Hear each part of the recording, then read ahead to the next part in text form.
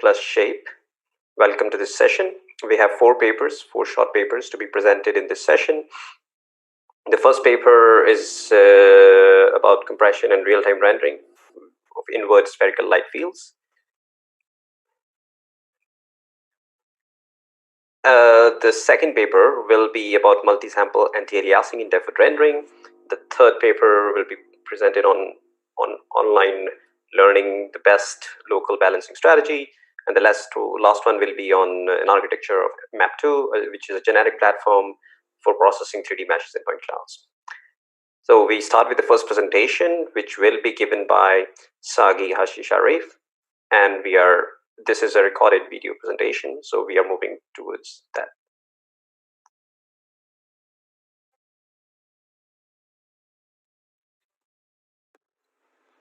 Hello, my name is Sagi Haji Sharif from Linköping University, and today I will be talking about our ongoing work on compression and real-time rendering of inward-looking spherical light fields.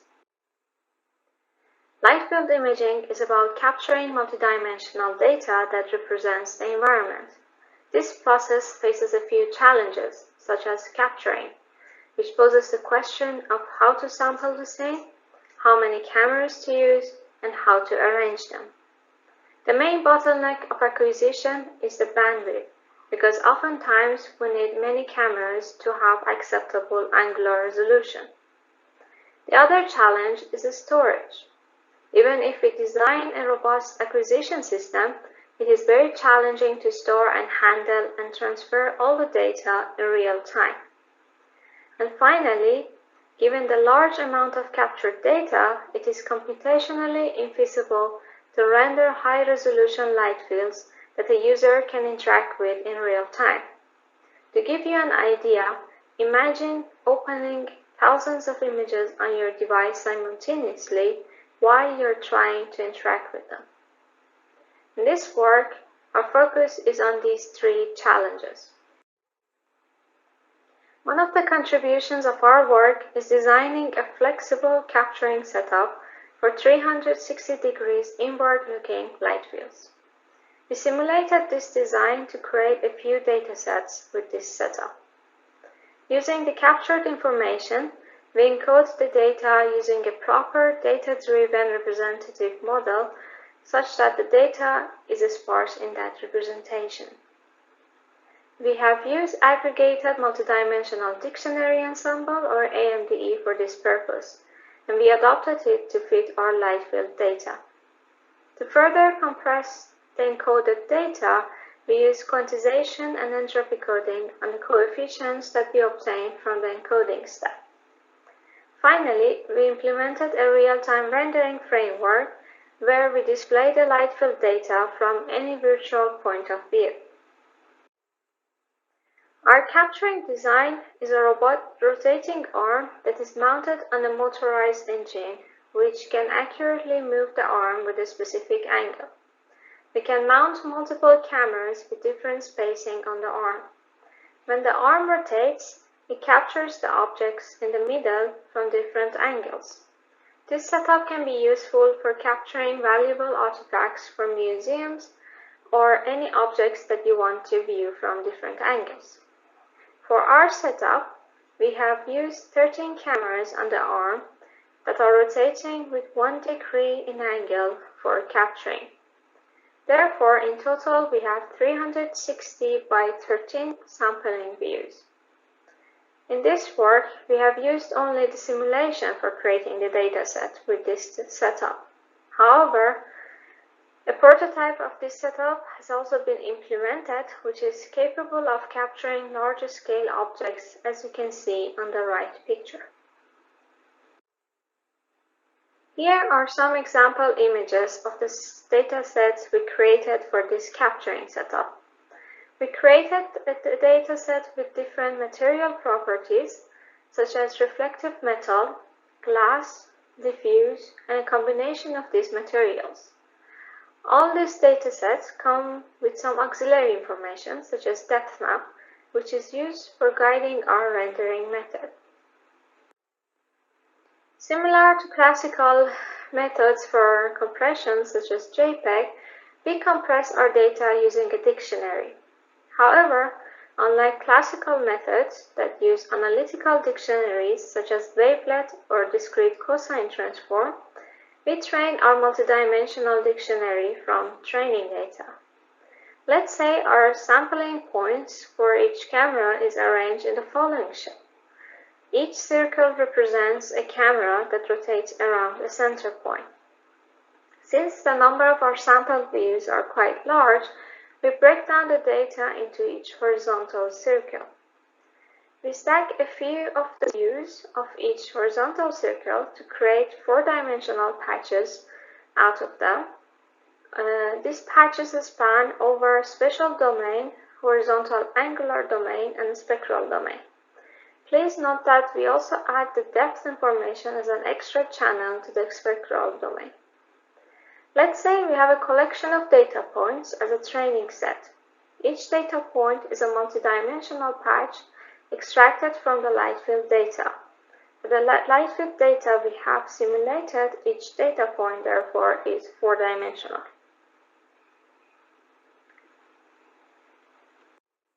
The first step of AMDE is pre-clustering algorithm.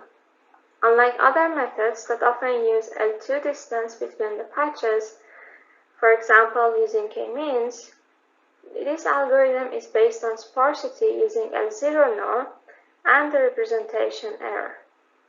Next, for each pre-cluster, we solve an optimization problem to obtain an ensemble of multidimensional dictionaries.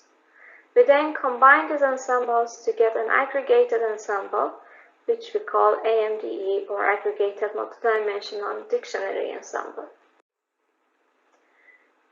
The first stage of our pipeline is therefore to capture inward-looking light field images as explained earlier. For the learning-based representation, we train a dictionary based on some training data that comes from our acquisition setup that contains four-dimensional light fields with its auxiliary information. The training procedure takes this training dataset and applies a pre-clustering on the data and trains multidimensional dictionary ensemble. The multidimensional dictionary ensembles are combined to obtain an aggregated multidimensional dictionary ensemble, or AMDE.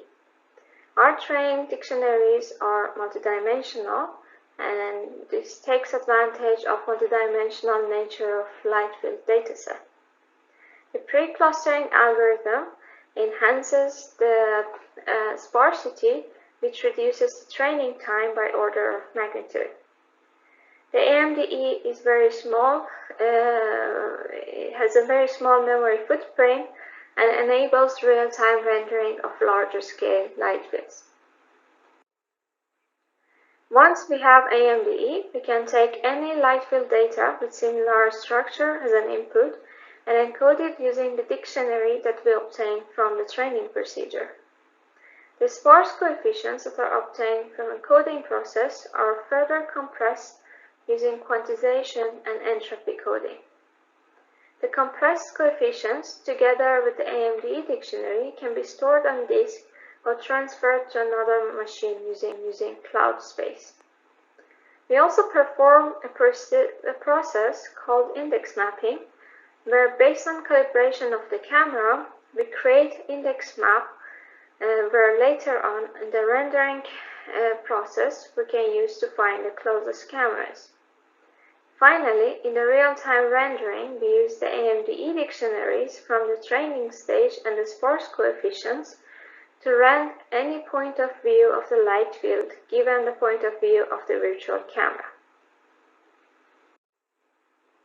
The acquisition stage is applied on non-zero coefficients and their corresponding locations. To do so, we first perform a 1D clustering using Fisher-James classification algorithm, where the number of centroids of the clusters are defined by the user. We then apply a Huffman coding algorithm to encode the quantized coefficients. All these steps are performed on CPU. This image shows where we apply AMDE without quantization and entropy coding on an input light field data. The compression ratio is about 148 to 1 and the PSNR is 44.71. By applying the quantization step, we have improved the compression ratio by a factor of 2.2, while the reconstruction quality is still preserved, as it can be seen in the images and in the PSNR. To further evaluate our method, we carefully chose objects with various materials and different camera resolutions. Here you see a pot with metal material. This dataset has been rendered with higher resolution.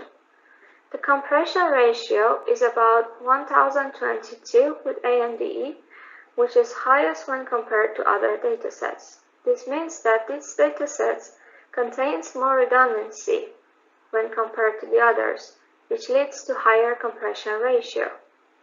Using quantization and entropy coding, we can improve this ratio by a factor of 3 while maintaining more or less the same reconstruction quality.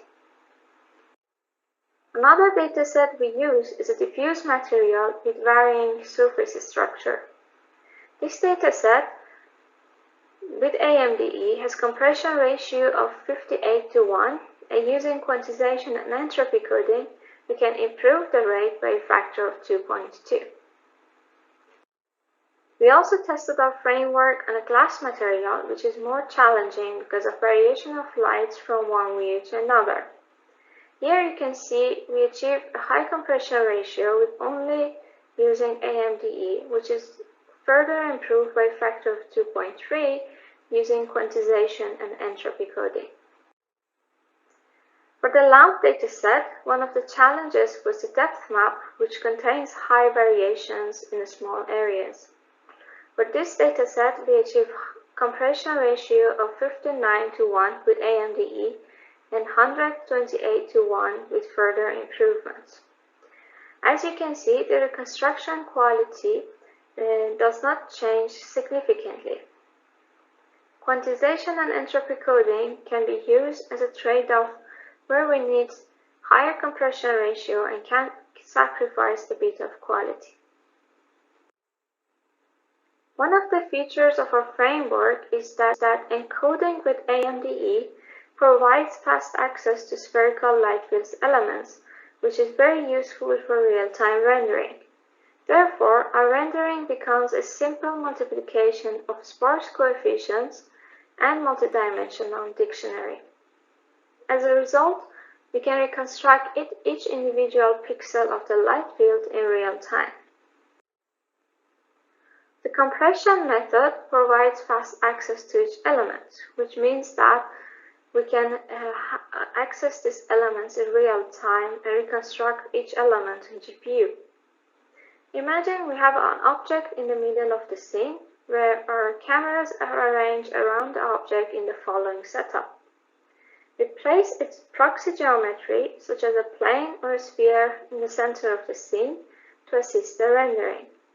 For any virtual camera, we find the intersection with this proxy geometry, and using index map and this intersection point, we can find the closest neighboring cameras and their corresponding points in the world coordinate system, and we reconstruct a new view by simple interpolation between these 4 points.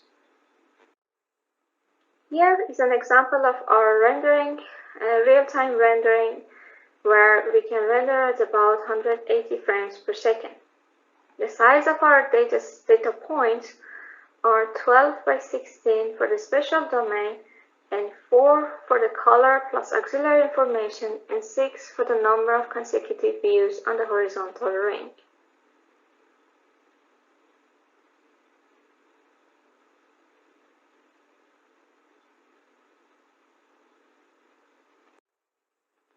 There are still a few challenges in this work that can be further improved.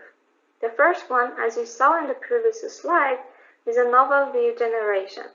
We have implemented a simple interpolation between the views. However, there are a lot of ongoing research using methods like deep learning for light field view synthesis. Multiplane image is another method which we can employ for improving our view interpolation. We can also use optical flow between the views to guide our interpolation. Another direction of work is a fast and real-time entropy coding and decoding of sparse coefficients. Currently, we perform entropy decoding to obtain sparse coefficients on CPU, and then we upload the coefficients and their dictionary on GPU for real-time reconstruction. However, with a fast entropy decoding, we can perform all this step at once on the GPU. So, in conclusion, we showed a capturing design for 360 degrees inward-looking spherical light fields. We efficiently compress this data using aggregated multidimensional dictionary ensemble and quantization and entropy coding of the sparse coefficients. We showed that using this framework, we can reconstruct and display any point in the light field in real time with high frame rate that can be suitable for many applications such as virtual reality applications. And I'd like to thank you for your attention. For further questions, please send us an email.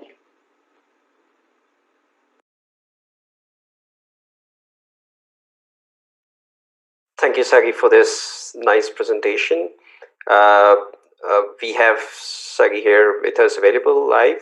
If you have any questions, please feel free to ask on the Discord channel at SP2 Rendering Shape channel, or you can also post your question here on the YouTube channel where you're watching this video live.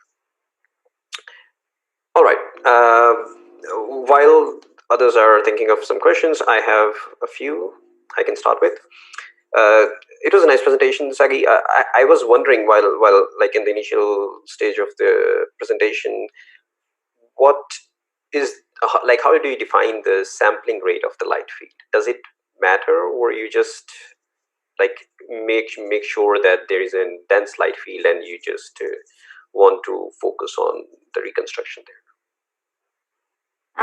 That's a good question. That's actually something that we are still investigating, how to place these cameras on the arm, with what distance to place them.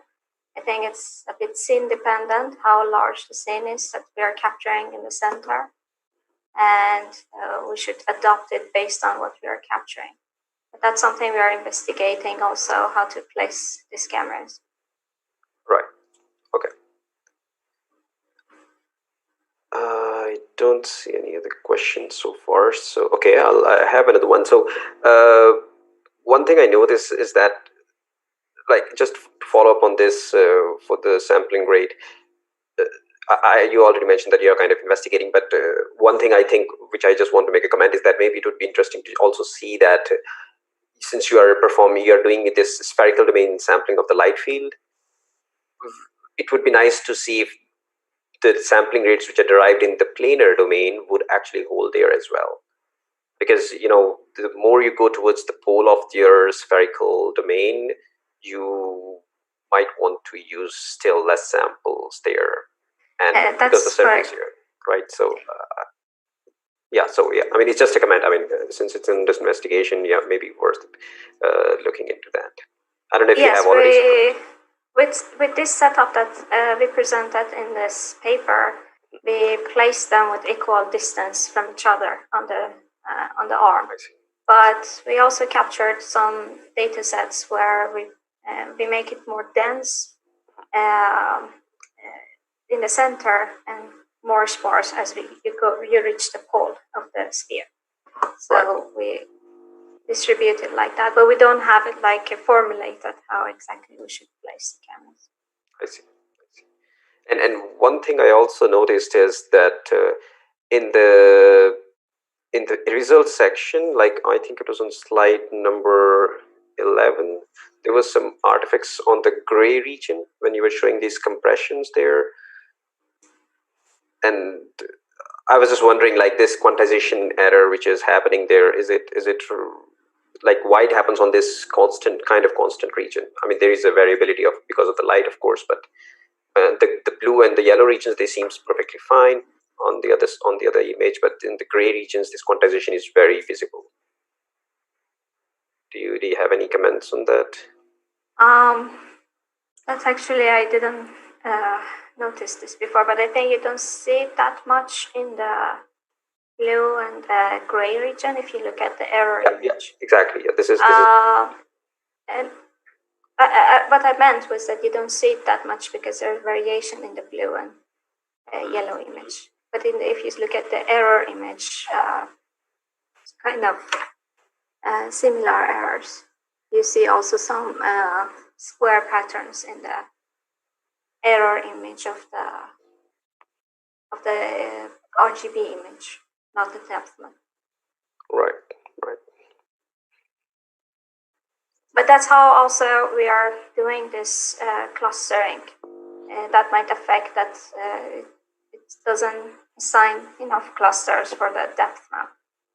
So another idea would be to separately compress these two, but then that would increase the computational time in the rendering part because we need to recover depth and RGB separately from each other. Right.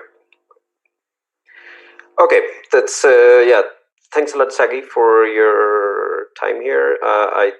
I think there are no more questions on either of the channels. So yeah, I thank you again for sharing your work at Eurographics this session. And we move on to the next talk of this session. That will be given by Andreas, and the topic of this talk is multi-sample anti-aliasing in deferred rendering.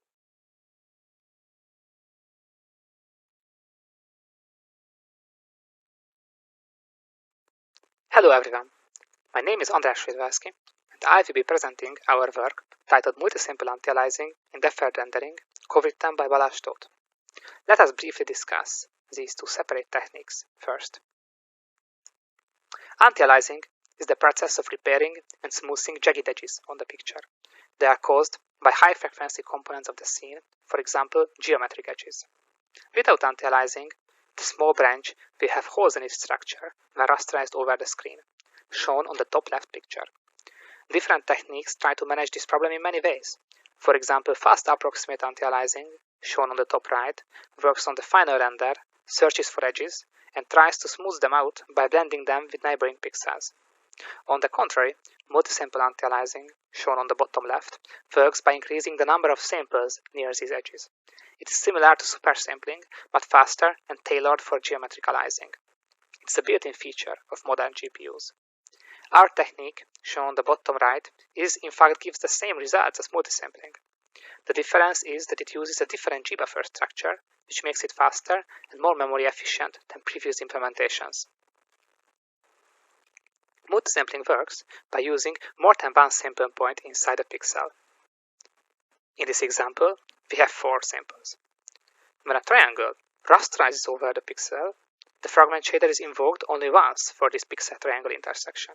Still, the results will be stored for all intersected subpixel samples.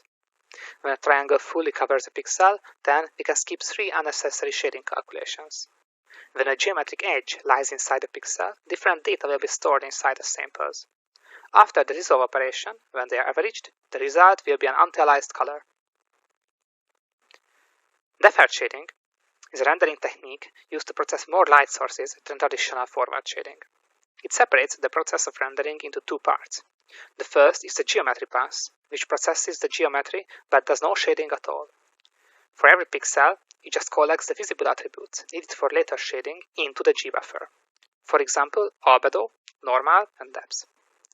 Then, the second pass, called lighting pass, processes the light sources and uses the data from the G-buffer to shade the pixels and to produce the final image. The technique separates the number of light sources from the scene complexity and makes it possible to process many more of them. What happens when we try to combine these 2 techniques? The first problem is that the whole G-buffer must be created with multiple samples per pixel in mind. It increases the required memory, which is generally not much of a problem for modern desktop GPUs, but can cause issues for mobile devices. Another problem is the increased memory bandwidth usage. The G-buffer must be written and then read in the same frame. This could be a problem even for desktop GPUs. The third problem is the missing coverage information. This was automatically used during forward rendering with multisampling when we applied the shading only once per pixel triangle intersection. Now, when we separated the construction of the G-buffer and the shading operation, this is no longer the case. This information must be stored inside the G-buffer and used during the lighting pass to skip redundant samples. This introduces branching into the algorithm, which can hinder the performance. Without this, it would be just basic supersampling.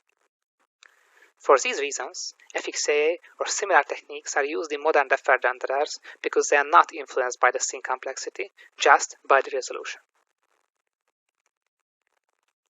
If we look closely, it is clear that the main problem is the redundancy of the G-buffer. That is why we are using more memory than necessary. Also, that is why we need branching. Without duplications, it would be clear which sample to shade, every one of them. The goal of our technique is to achieve this redundancy-free state.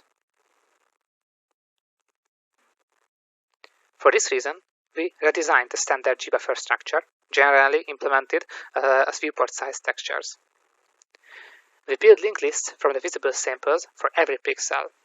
To store the samples, the new G-buffer will have two distinct parts. The first one is called the static part, where the heads of the linked lists reside alongside the storage for one sample. It is pre-allocated in the sense that every pixel has an associated block from here. The second part is called dynamic part, where the tails of the lists are stored. It can be thought of as a list of blocks where we allocate and connect a new block to the head pixels linked list for every pixel triangle intersection using multisampling. In OpenGL or Vulkan terms, it can be implemented as a shader storage buffer object. Because of the nature of multisample anti-aliasing, every block of data will be unique. The caveat is that we need a depth prepass before this geometry pass. When a triangle arrives, which hides a previously rasterized subpixel edge, we would like to free the already allocated blocks from the dynamic part. This is hard to implement on the GPU and would have performance problems anyway, so we decided to use the depth prepass to process only the visible fragments and prevent this issue from happening. The complete G-buffer can be used in the lighting pass by shading the samples by traversing the linked lists and then averaging the results. If the dynamic part is too small, then partial anti-aliasing will occur. Some pixels will not have enough memory for complete anti-aliasing, but we can still show the rendered screen by using the static part, where there will always be a sample. We can detect this and increase the size if desired. What we can also do is to disable anti-aliasing for certain parts of the screen voluntarily. It is like variable rate shading with some limitations and some added flexibility. We cannot do coarse shading, but it also works on other hardware. We can directly apply any kind of logic to disable anti-aliasing for certain parts of the screen, for selected objects, or based on depths, without intermediate buffers.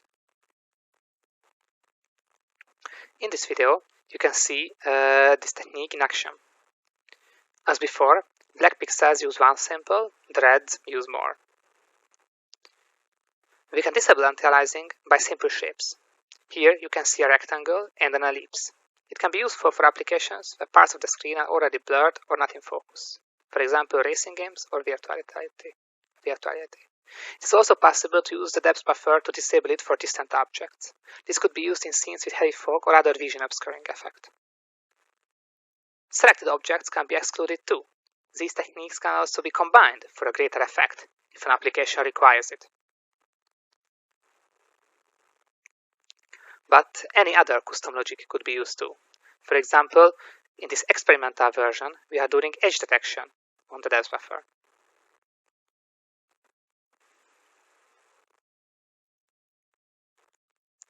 We compared our technique to other popular methods on the three scenes shown on the slides in Full HD resolution. The scenes try to highlight different characteristics of our algorithm. The first has few vertices compared to the others and small complexity in terms of how much aliasing occurs. The second has much more vertices and the tree causes a lot of aliasing, but only on a small part of the screen. The third has much more vertices and the branches and leaves of the trees occupy a larger part of the screen. All the tested algorithms use deferred shading, the same lighting model, and the same G-buffer structure. we evaluated the standard multisample anti-aliasing with a depth prepass to make sure that this extra step is not the one that is responsible for the improvement. On the following slides, we will only discuss the relevant measurements for the version without anti-aliasing, with standard multisampling, and the proposed method.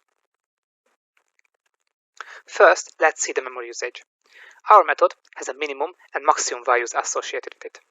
Minimum values mean that the dynamic part is empty, and no anti-aliasing is done at all. Maximum values are for the worst case, which should be not needed in a practical application ever. Of course, these values are meaningless in themselves, so we brought this example. On this scene, there is a lot of aliasing, but our technique only needs 75 MB memory for 4 samples and 150 MB memory for 8 samples. Both numbers are lower than the memory requirements of previous attempts on combining multi-sample anti-aliasing and deferred shading. In fact, our technique needs less memory for possibly better anti-aliasing. The reason is that 8 samples are rarely needed, and our method can use this to its advantage, while traditional ones had to prepare for the worst case. On this slide, you can see the measured execution time in milliseconds for 3 scenes with less and with more light sources. For small scenes, our algorithm clearly performs better than the traditional techniques. Like on the previous slide, it can be faster with 8 samples than the other method with 4 samples.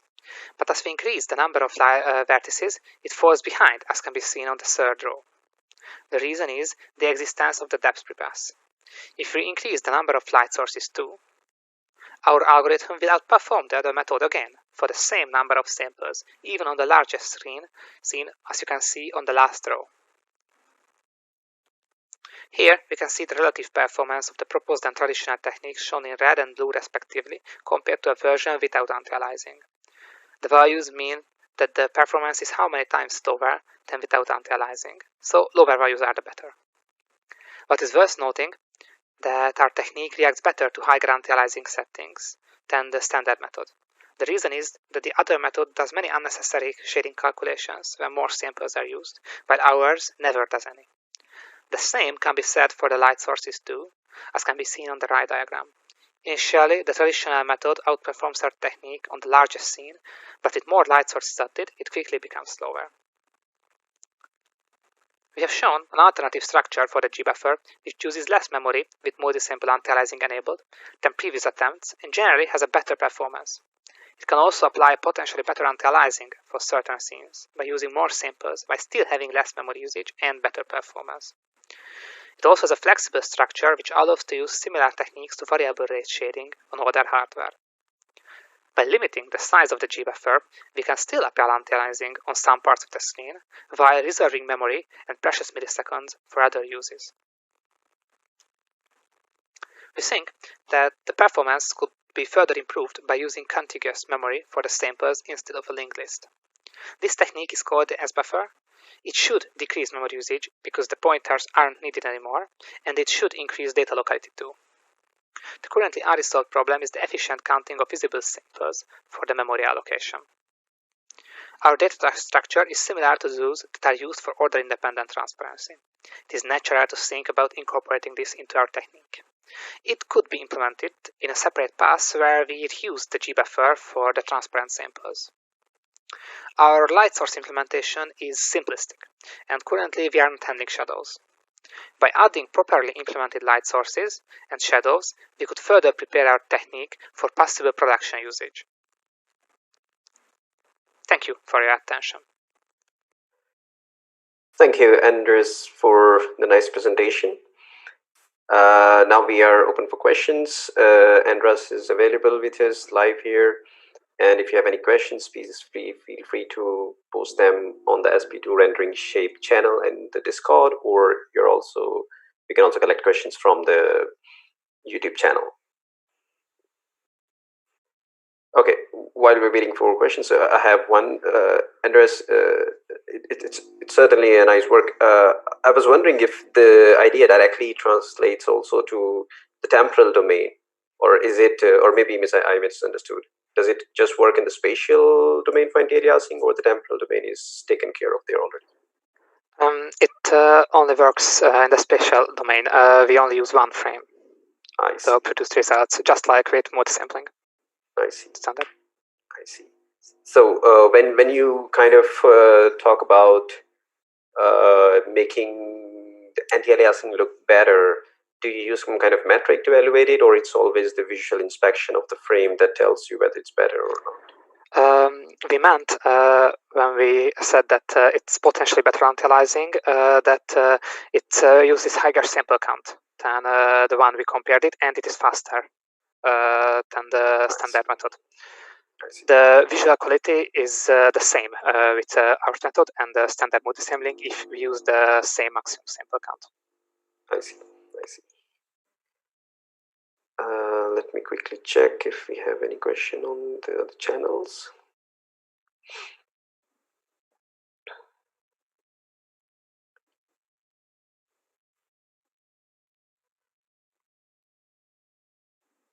Right. So I have one more comment. So now we have seen that there is this, with the physically accurate ray tracing coming into real time, things are it's becoming possible to use stochastic sampling also for real time applications. Currently, when you talk about sampling, do you talk about regular grid sampling on the pixels, or it can be stochastic there? It is regular grid sampling because we use the built-in method of the GPU. I see. I see. I see. So yeah, because stochasticity introduces some kind of noise, so yeah, it's I can see the reason why to stick with regular.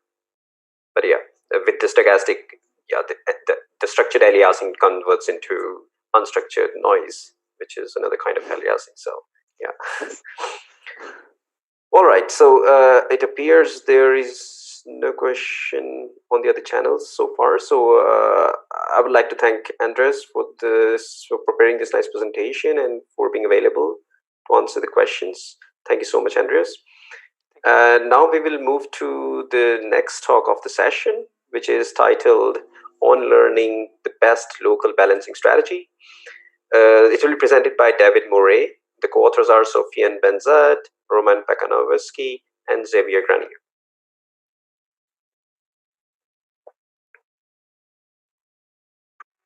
Hello everyone, and thank you for attending this presentation. Through this video, we will share some results of our experimentation about learning the best local balancing strategy for GPU path tracing. In image synthesis, to obtain high-quality images, the main goal is to solve as accurately as possible how the light transport occurs in the 3D scene. The radiance reflected in the outgoing direction, O at position X, result from the sum of all contribution. Each one is the result of the product between the incoming radiance, corrected by the cosine with the normal of the surface, and modulated by the BRDF, which quantifies the proportion of the radiance from the incoming direction being reflected toward the outgoing direction. For clarity, we will now denote this three-term product by the function f. To effectively solve this integral, one commonly uses Monte Carlo estimation. Monte Carlo techniques are highly dependent on how well the PDF P approximate the integrand. Here is the function f, which is the triple product of BRDF, cosine factor, and incoming radiance. A poor approximation causes a high variance, and so a noisy result, whereas a converged result requires many samples. For real-time application, one would want to use as few samples as possible, even with the recent RTX architecture. As previously said, the best situation to use few samples is when P is proportional to F. However, in scene with many complex light passes, it is hardly possible to identify this optimal PDF. Multiple important sampling can provide a faster convergence by using instead different sampling strategies, increasing the efficiency while using the same number of samples. Since we need to solve the product of the incoming light times the BRDF, two strategies are commonly combined. One is light sampling. It consists in first sampling light sources, launching a shadow ray in the sample direction, and then, if the light is visible, evaluate the BRDF for this sample and its contribution to the ray radiance. The second one is BRDF sampling, for which the process is similar, except for the sampling part, which is done using the PDF of the BRDF. an important task is to balance the percentage of samples that each strategy should use. If we use too much samples for light sampling, most of them are wasted, as the BRDF will be close to zero. Whereas if we use too many samples for BRDF sampling, the same happens with missing lights. A practical way to combine them, while adjusting their proportion, is to use defensive importance sampling, which consists in using a factor, alpha, to control it. This factor varies from 0 to 1, where 1 corresponds to BRDF being used for 100% of the samples. Note that 50% is equivalent to the balance heuristic. However, when mixing strategies, the advantages of MIS can also become a limitation, as there is rarely a balance factor that is globally optimal for the whole scene, and the chosen mix may be the worst, even for some situations. Thus, how can we optimize the use of MIS? Some approaches focus on designing new strategies. For example, Ehortz et al. Designed a strategy to learn and reconstruct the product of a fitted BRDF and the incoming radiance to be later used for sampling. Wittmann et al. Proposed using variance-aware features to find a contextual approximate of the defensive sampling function. The other possibility, which is generally orthogonal to designing strategies, is to focus on the weighting scheme. This can be done for the whole scene, as done, for example, by Kondapaneni et al., by using potentially negative weights in the heuristic. This can also be done locally to optimize sample allocation. In this presentation, we focus on the latter, and particularly on the techniques introduced by Lu et al. And improved by Bert et al. To learn the per pixel optimal balance. These approaches originate from the defensive importance sampling and its limitation when using a global factor. They consist in learning this balancing factor on a per pixel scale to identify the local optimal proportions that should be used for sampling. Lu et al. Originally proposed to do so with a single learning step, using a second-order approximation of the variance with the balance heuristic. They can estimate through Monte Carlo a suitable local value for alpha. Sbert et al. Later proposed a new formulation using a Newton-Raphson approach to perform multiple learning steps instead of one.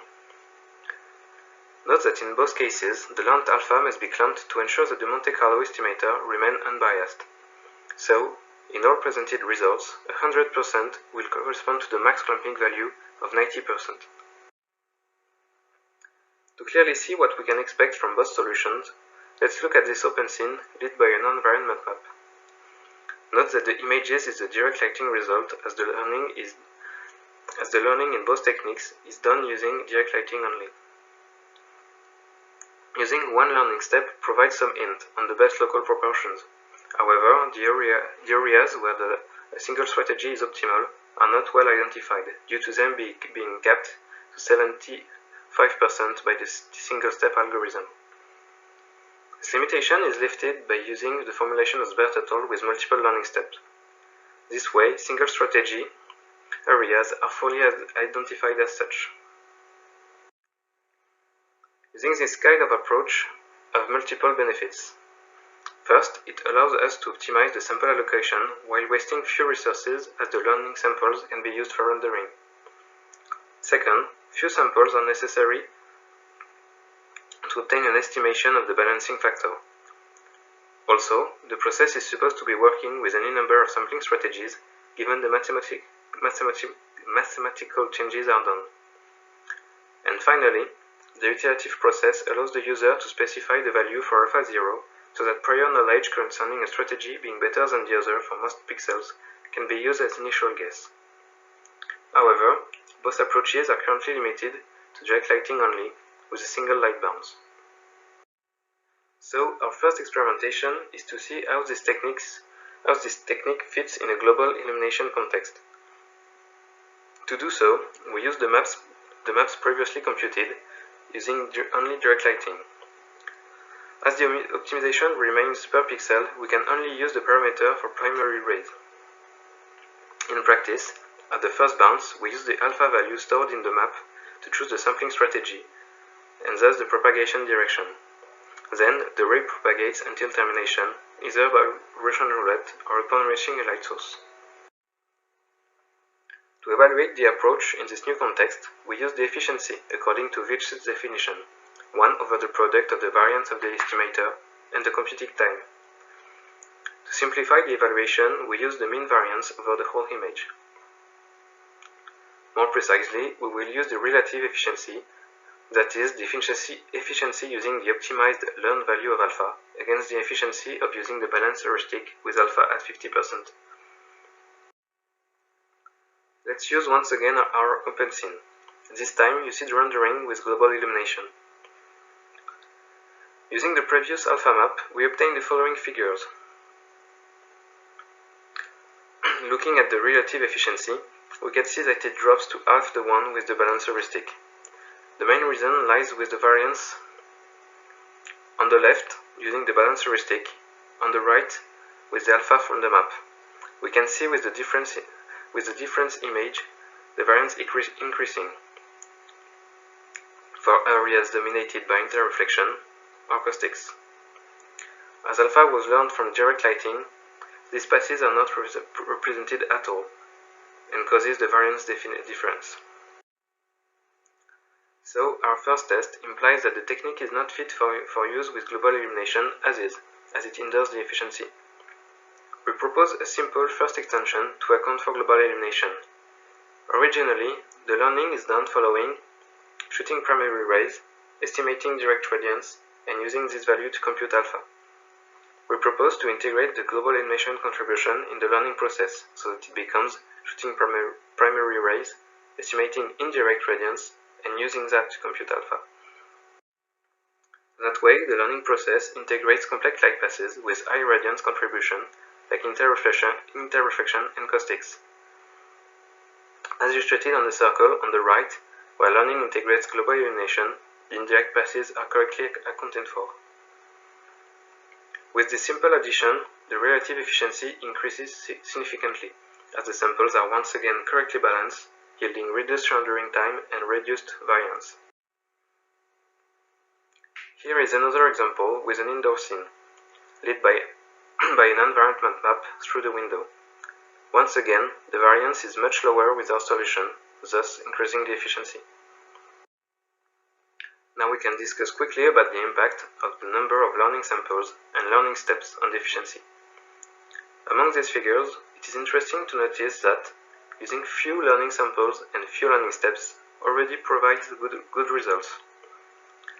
It is also interesting to note that using around 256 samples and 4 to 8 steps provide a good trade-off, as using many more of either samples or steps yield little gain. Before presenting on our second contribution, here is a little demonstration of our solution in interactive time. The learning is initialized with alpha 0 at 90%, corresponding to the maximum possible proportion of BRDF sample. You can see that the algorithm corrects on its own the area where the proportion is not optimal, shifting toward full light on most part of the plane while remaining at full BRDF otherwise.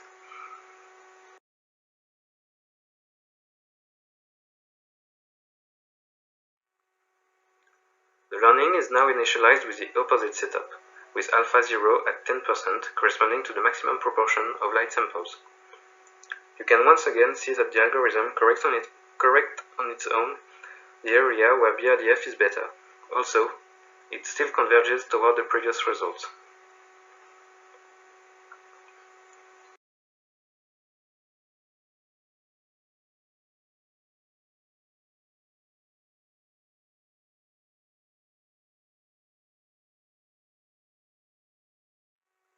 As for the second part of our experimentation, we focus on the interest of using 3 strategies instead of 2, the goal being to try to explore low-weighted light passes. The third strategy we chose for that is uniform sampling, as it is expected to perform poorly in most cases with simple pass, like a simple box. But it should perform well for complex passes, where for example the BRDF or light sampling should lead to a dead end, whereas in this case uniform sampling can avoid those dead ends. This leads to a formulation of the defensive importance sampling with 2 varying parameters, alpha and beta, which sum varies between 0 and 1. In practice, we can see on the indoor scene that uniform sampling is effectively identified as the best for many pixels, and especially for mainly diffuse material and highly indirect passes. However, using a search strategy implies heavier computation, so what becomes of the efficiency? With three strategies, we can validate that the learning still improves the efficiency versus equal balancing, where alpha and beta are at 33%. However, the gain is less significant when compared to the balance heuristic with only two strategies, as it is barely above 100% in terms of relative efficiency. Comparing to using two strategies when learning alpha, it is even worse, as the relative efficiency between those two configurations is less than 100%. The main reason is that the computation is heavier, while the third strategy has many common passes with the other one, in particular for Lambertian BRDF and environment maps. So if uniform sampling was a good candidate for testing and providing some interesting results, it is not a good solution to increase efficiency. So finally, our experimentation with sample allocation proved 2 points. First, that in the context of global elimination, using per pixel optimal sample allocation for the primary ray bands yield increased efficiency and opens the path for further use. Second, that using more than two strategies in this context is promising, as long as the third strategy is well designed, so that there are as few common passes as possible with the other two. Upon this conclusion, there are three aspects that we consider worthy of further research. First, now that it has been validated for the primary ray bands, it is worth extending the process with spatial caching to handle whole bounces. Second, to study if fine-tuned strategies can provide better results when using three. And finally, an aspect we left out despite the potential impact on efficiency is to use a varying number of learning samples depending on the learning steps. This concludes this presentation. I thank you for your attention. All the images in this presentation are rendered using the open source Malia rendering framework available at the address below. Also, the source code for this research is available at the address below.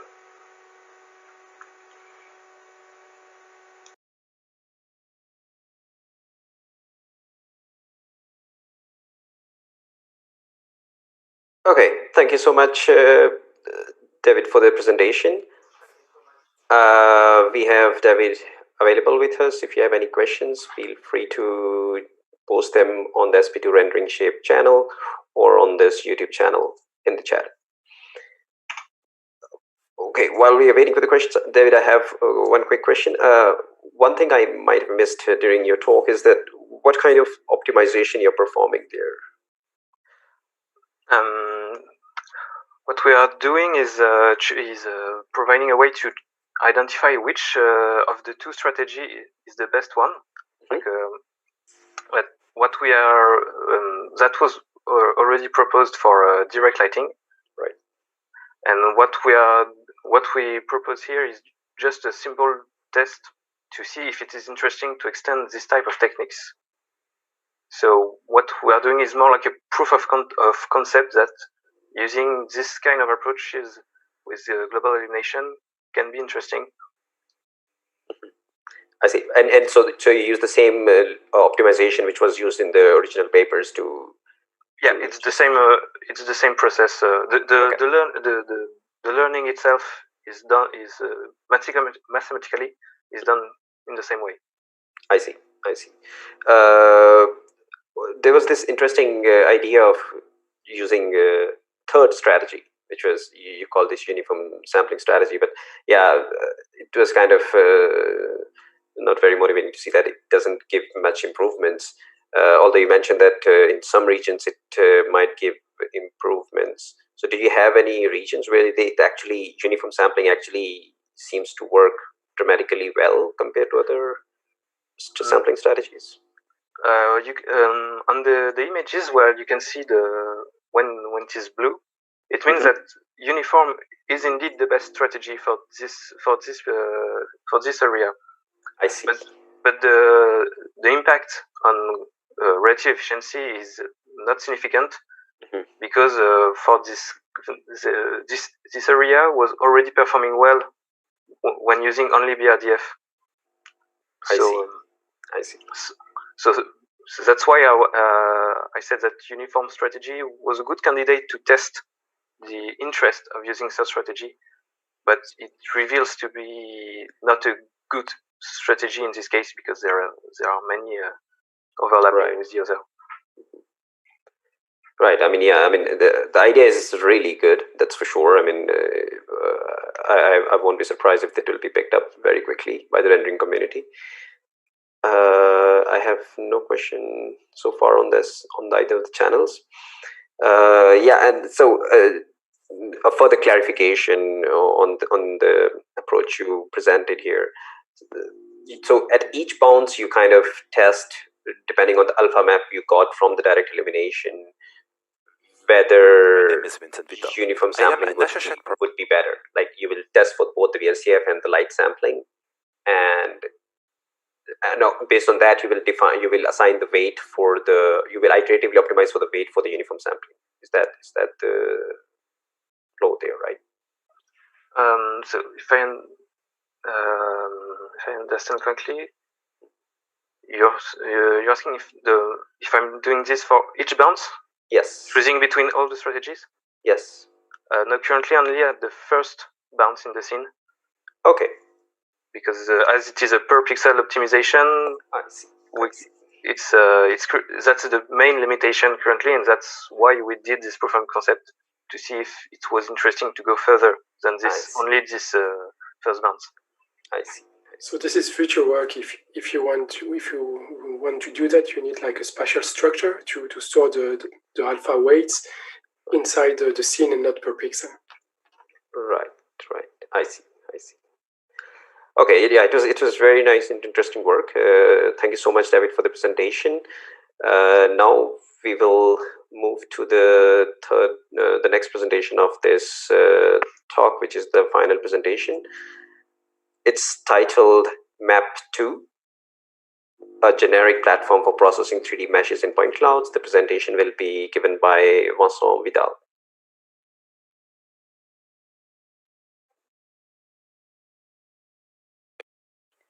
My name is Vincent Vidal. I am an associate professor at the LIRIS, a computer science laboratory in Lyon, in France. Today, I will talk about Map2, a platform for processing 3D meshes and point clouds. The other contributors to this work are Hervé Lacombardy, Marcel Tollard, Florent Dupont, and Guillaume Lavoué. I will start with a presentation of a few libraries that are related to our work.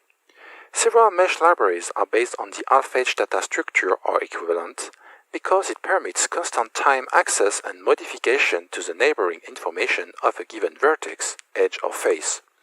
However, only two manifold polyhedral meshes can be represented. OpenMesh provides a representation of arbitrary polygonal and pure triangle meshes, algorithms for mesh smoothing, mesh decimation, and AQT integration. Segal 3D polyhedral surface is the first representation of two manifold polyhedral meshes in the Segal library. Segal linear Lassonde complex is the ND generalization of the AlphaEdge 2D data structure. Segal surface mesh is inspired by OpenMesh and 3D polyhedral surface. It is an efficient implementation, especially for the memory footprint. Other mesh libraries exist. We can cite libIGL, a C++ geometry processing library, which has won the SGP award in 2015.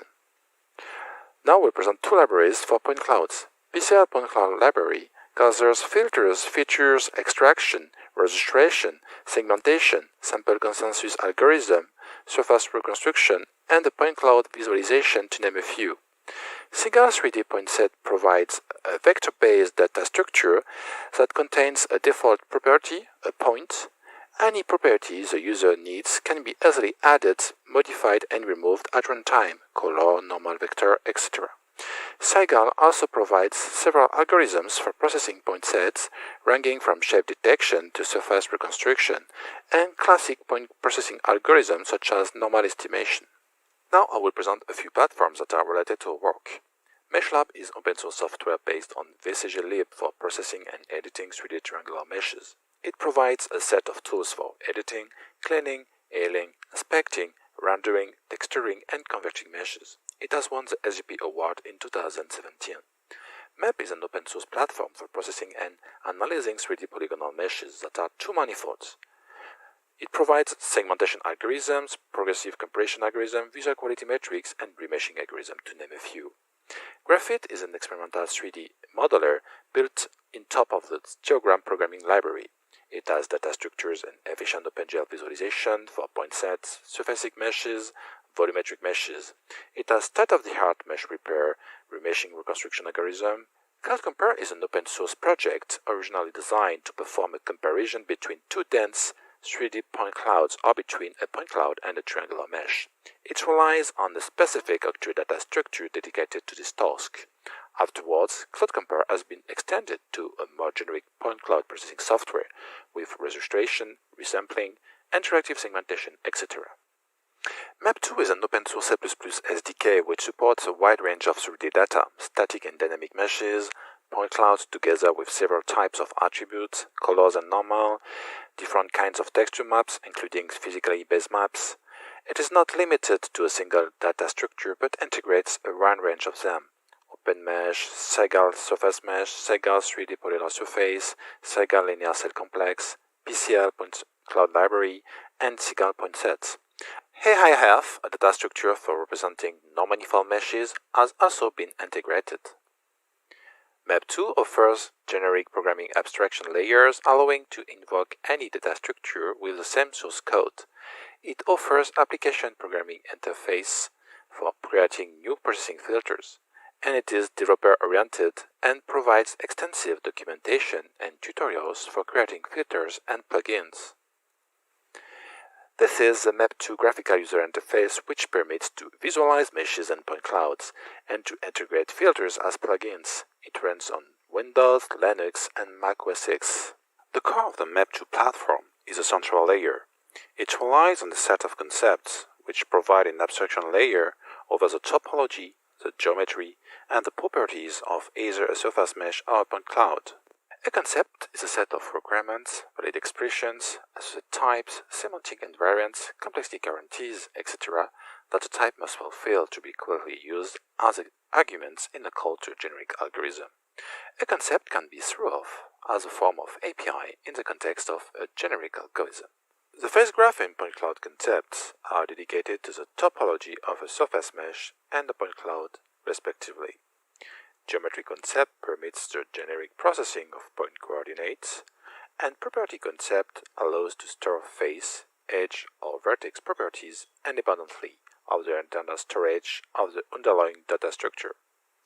Note that the point cloud, geometry, and property concepts are our contributions, while the phase graph concept has been defined in the Segal library.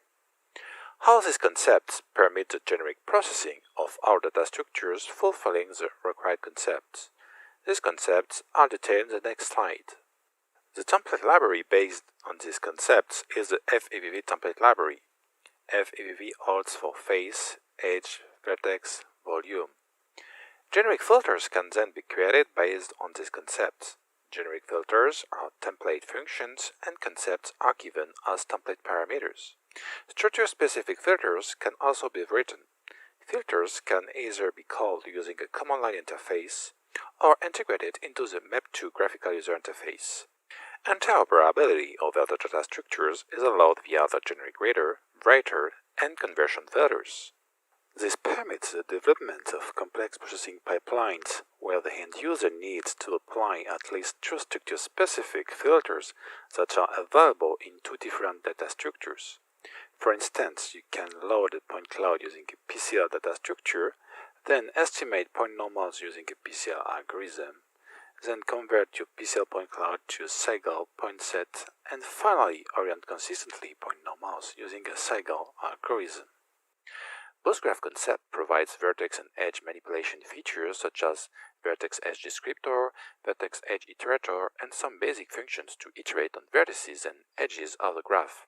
Segal half-edge graph and phase graph concepts extend the PostGraph concept with half-edge and phase-related features to handle the topology of a two-manifold polygonal mesh.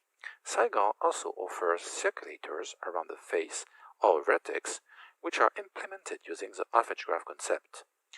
FEVV geometry concept mainly provides a generic way to create a point and to access its x, y, and z coordinates. It also gives access to the point, vector, scalar, and kernel asset types. FEVV property map concept permits to have the warranty that storing accessing a property map associated with some mesh will work even if such a property map is not natively supported by the specific mesh data structure. When using a generic reader, we do not have any more access to the data structure internal storage. Generic property maps based on post property maps provide such a location for storing mesh properties independently from any specific data structure.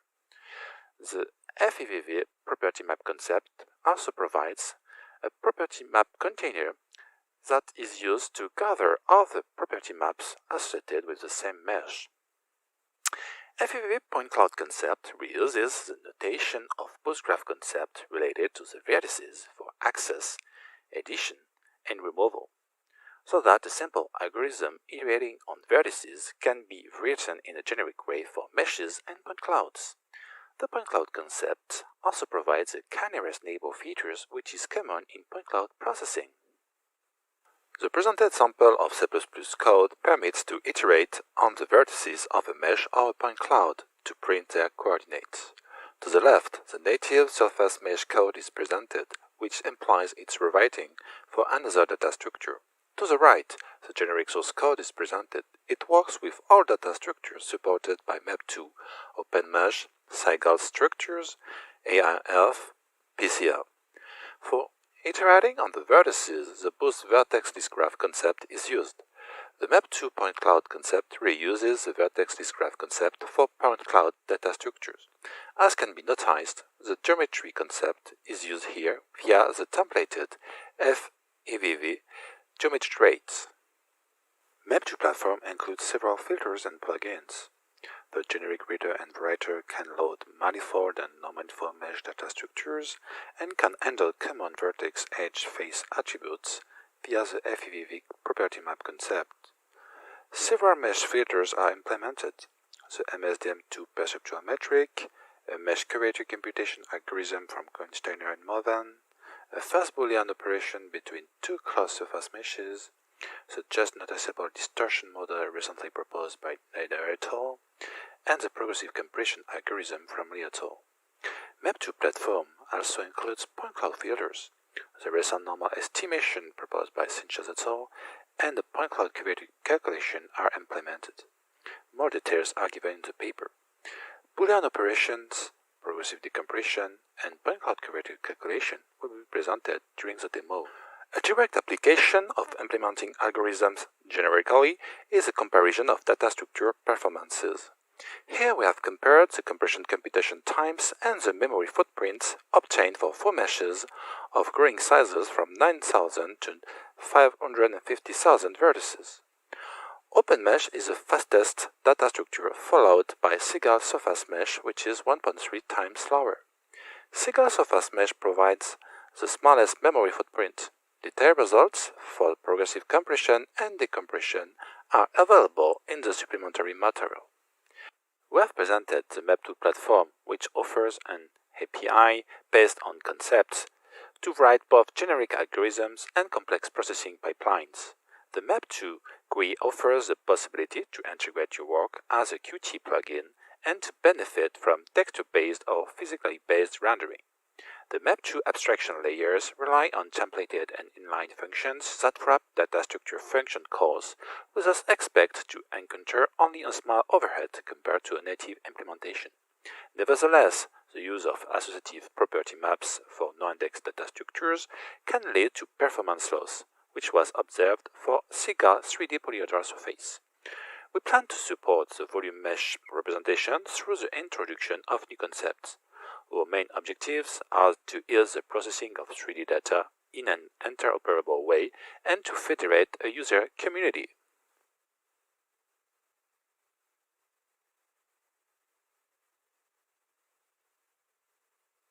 I will switch to the demo. This is a Map2 graphical user interface. To open a mesh, You first select the data structure, for instance, Saiga 3D projectile surface. Then you select your mesh file and you open it. So here we have a color mesh, and to see the mesh details, you can superimpose edges. So here we have a colored triangular mesh. I will now open a texture mesh using the Saiga linear cell complex data structure.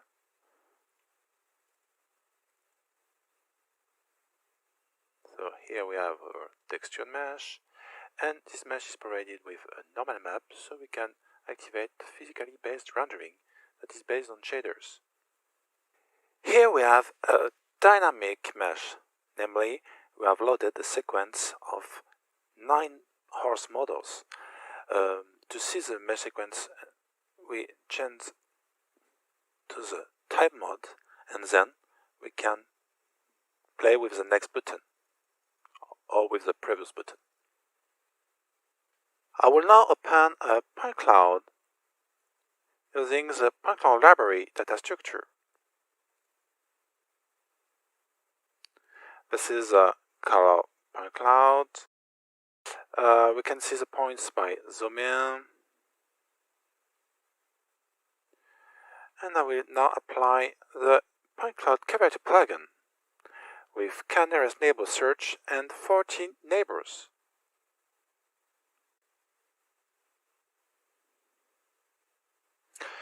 The minimal curvatures appear in blue, while the maximal curvatures appear in red. I will now show the decompression valence plugin, which permits to decompress a mesh file that has been compressed via the compression valence plugin. You first select your mesh data structure, for instance, OpenMesh. Then you select your compressed mesh file with P3D extension. You can notice that the mesh file is much smaller than the original mesh file. Here it is 39.7 times smaller. Then you select the number of levels you want to decompress because it is a progressive compression algorithm. So here we can decompress the first 20 levels among the 26 levels. So here we got our 20th level. Here we have loaded 2 blade models using the Saiga surface mesh data structure. I then select the translation dragger in order to move one model compared to the other, for instance, like that. And I will then use the Boolean operation plugin to compute the intersection between these 2 models. Okay. We can now look at the mesh quality using the superimposed edges. So where the intersection are computed, the quality is rather good. And here you can notice that you have several components. This is a map2 web page on GitHub, and this is the documentation. So you have the general introduction, the installation instructions, all the steps to create a new mesh processing filter, and a comprehensive example of such a filter. You have the steps to create a visualization plugin for the GUI out of an existing filter, and you have the API to create generic filter and to process mesh and point cloud generically. So you have the topological part for mesh processing and point cloud processing, and you have the geometry access and the property map access.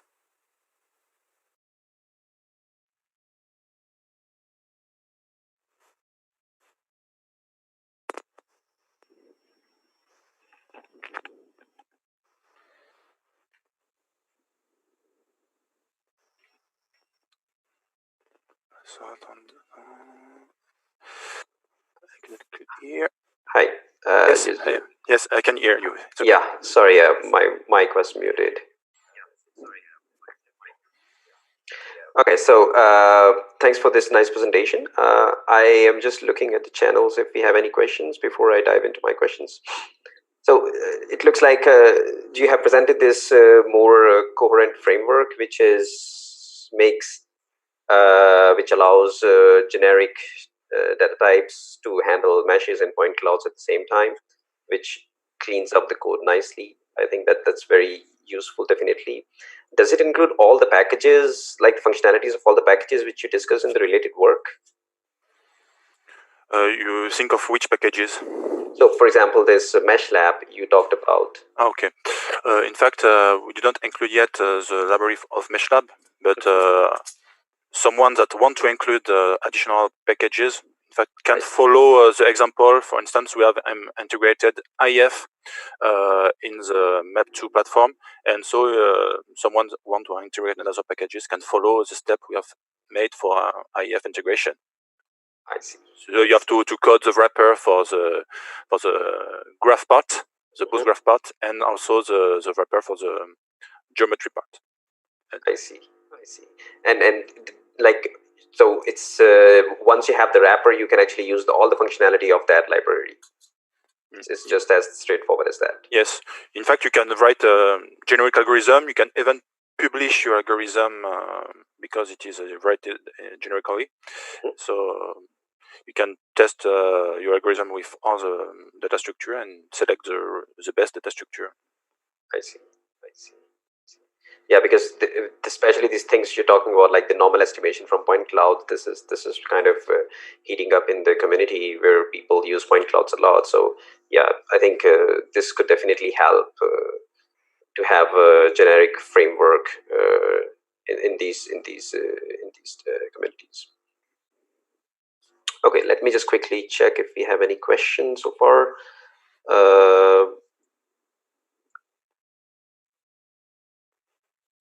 Right. So yeah, I don't have any other question on the other channels. So maybe I just want to know, so like, what's next now that you have presented this generic platform?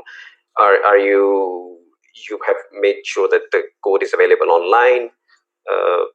Like, what would be the next steps for you here? So the next step for this work will be to integrate, in fact, volume concept and to write a generic algorithm for volume meshes, and also to increase the user community. So we have some engineers working with this platform, and so more we have feedback, the better is. I see. So right now it's still independent. Map2 is as an independent package which is coming in. Hopefully it would be nice to have it combined with some existing packages. In fact, yes, you can download Map2.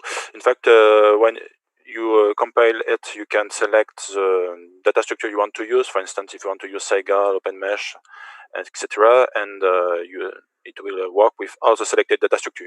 I don't know if you know CMake, how it works. So it is based on CMake, so it's quite easy to use. I see.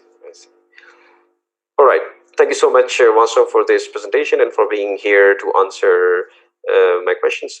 So this concludes the session for rendering and shape, this short paper session. I would like to thank all the presenters, Sagi, David, Andres, and Vincent, to present their work here. And I wish you all to keep enjoying the talks, which are also delivered on other channels in Hero Graphics. With this, I would like to conclude this session. Thank you so much.